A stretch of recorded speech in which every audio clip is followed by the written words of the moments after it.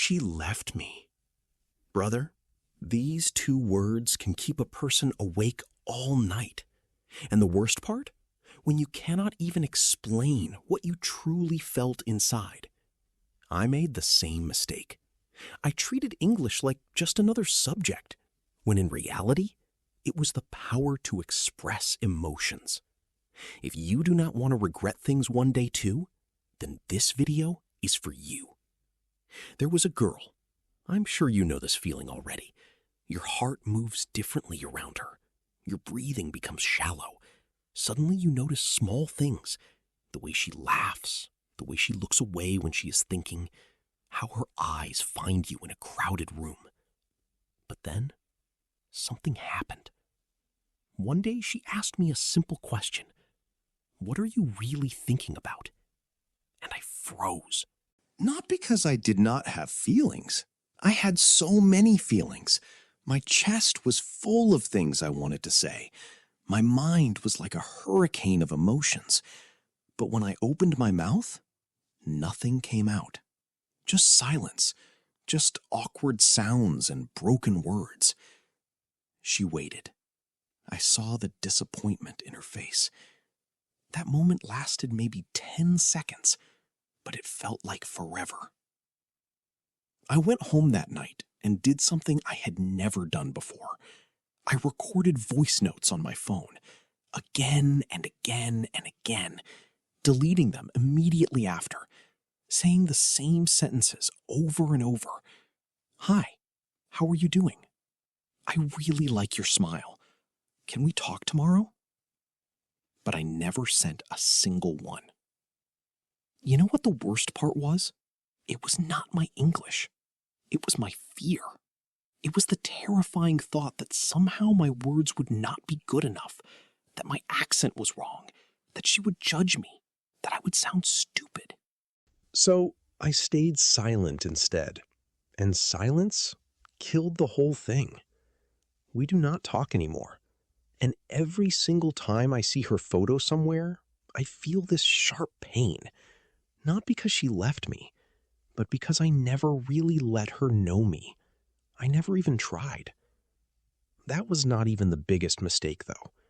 The real mistake was thinking that English was just a language, thinking it was about grammar rules and perfect pronunciation, thinking it was something I could study and master from textbooks. But I did not realize this until much later. I started paying attention after that. I would sit in group conversations and say nothing. I would laugh when others made jokes, but I never made my own jokes. I would listen to people around me completely express themselves, and I would just be this shadow, this quiet observer. And the loneliness was heavy. I watched my classmates make friends. I watched people have meaningful conversations. I watched them get opportunities at work because they could speak confidently in meetings. But me? I was always on the outside, always holding back. That was when I realized something that changed everything. One day, I heard someone speak terrible English, truly terrible. Wrong grammar everywhere, strange accent, broken sentences. But people were listening to him. They were actually interested. Do you know why? Because he did not care about being perfect. He cared about expressing what he truly felt. And when you care about your message more than about judgment, everything changes. I did not realize this until much later, but this is where everything started shifting. The truth was even deeper than that, though. It was not about getting better at English. It was about getting braver. It was about deciding that what I feel inside is more important than the fear of looking stupid. So I started small. I said one thing in class, just one sentence. It was wrong, grammatically completely wrong. But I said it. And nobody laughed. They just listened. And something tiny inside me woke up. The next day, I said 2 sentences, then more. Then I actually started having conversations Real conversations. Not perfect conversations, but real ones where I was actually present and actually expressing what I felt. But the truth is, most people are not bad at English. They are just afraid of judgment. We are all sitting in our own silence, thinking we are the only ones who struggle, thinking we are the only ones who feel nervous. We are not. And here is what nobody tells you. Fluency is not about being perfect. Fluency is about being understood. And more than that, fluency is about your emotions being stronger than your fear. I started expressing myself, not perfectly, but genuinely. And something magical happened. People actually wanted to talk to me. People wanted to know me. Not because my English became perfect, but because I finally allowed them to see me. Opportunities came, confidence came, and yes, there was even another girl.